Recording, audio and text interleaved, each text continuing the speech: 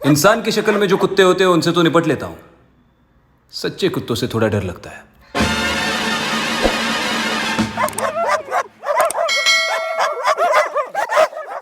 तो भैया 1 महीने के ऊपर हो चुका है, लेकिन अब तक एक भी ऐसा आदमी नहीं मिला जिसका भला मैं कर सकूं। थक हार कर मैं जगन्नाथ काका के पास पहुंच गया।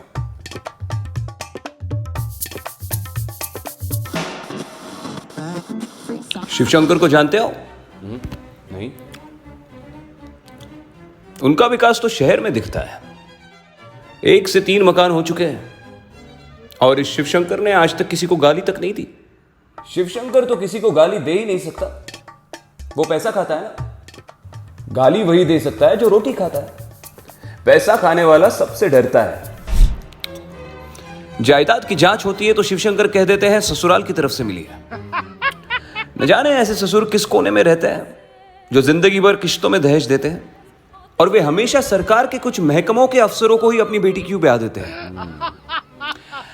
खैर छोड़ो इस बात को। तुम किसी का भला करना चाहते हो ना, शिवशंकर का कर दो। उसका तबादला बहुत ही खराब जगह हुआ है, उसे किसी अच्छी जगह भिजवा दो। मैं बहुत खुश हुआ और सीधे बड़े साहब से मिलने पहुंच गया। बड़े साहब दोनों हाथ पतलून की जेब में डाले खड़े थे और सूरज को इस तरह देख रहे थे जैसे कि वो उनका चपरासी हो। आप लोग पतलून की जेब में हाथ डाले क्यों रहते हैं? हाथ इतने गंदे होते हैं कि उन्हें छिपाए रहते हैं। कहिए क्या काम है? अरे आपने मुझे पहचाना नहीं? No, I don't remember. पिछले साल आपका एक स्कैंडल अखबार में छपने जा रहा था जिसे मैंने रुकवाया था। कैसा स्कैंडल? मुझे कुछ मालूम नहीं। पिछले साल मेरी गली के कुत्तों ने आपको देखकर भौंकना बंद कर दिया था। ये फोटोज और चिट्ठियां अभी भी मेरे पास है।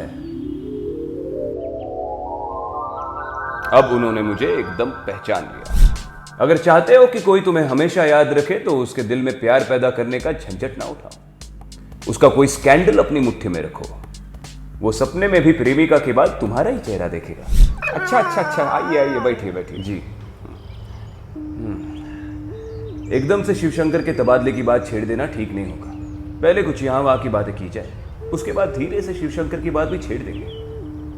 अच्छा सर, ये जो समाजवादी विकास योजनाएं चल रही हैं, इनसे देश की हालत में कुछ परिवर्तन हुआ है? अरे देश में भारी परिवर्तन हो रहा है साहब। अब देखिए ना, कपूर फाइनेंस में चला गया, करेला का होम में तबादला हो गया, शर्मा एजुकेशन में चला गया।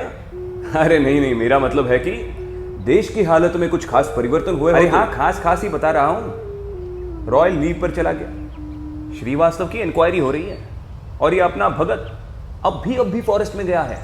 इस बीच देश की हालत में कुछ सुधार हुआ है। सुधार? हालत बिगड़ी है। आपको मालूम नहीं, सक्सेना मुझे सुपरसीड कर गया। वो पपीता बाद में लगाया था, वो भी पहले वाले को सुपरसीड कर गया। मैंने कोशिश की कि इनका ध्यान इस दुखद घटना से हटाऊं। अच्छा चलिए ये छोड़िए सर, बताइए इस साल की देश की सबसे बड़ी घटना कौन सी है?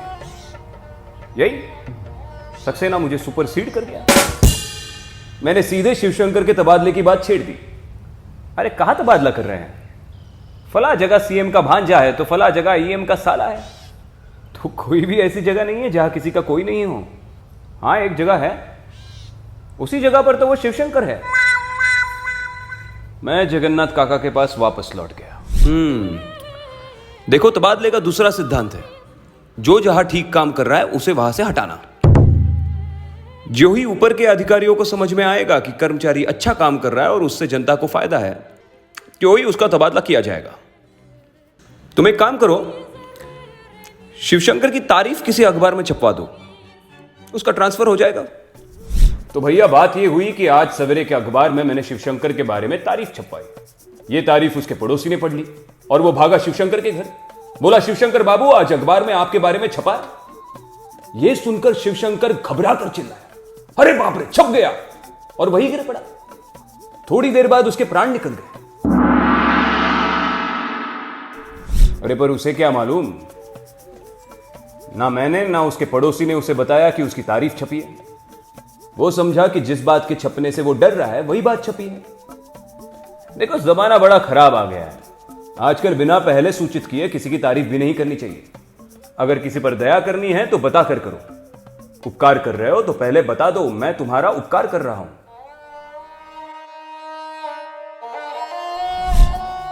तुम बड़े भोले हो यार। बीवी बच्चों के शुभ दिन तो अब आए हैं। ये शिवशंकर घूस और सरकारी पैसा खाकर बहुत बड़ी जायदाद और नकद छोड़ गया।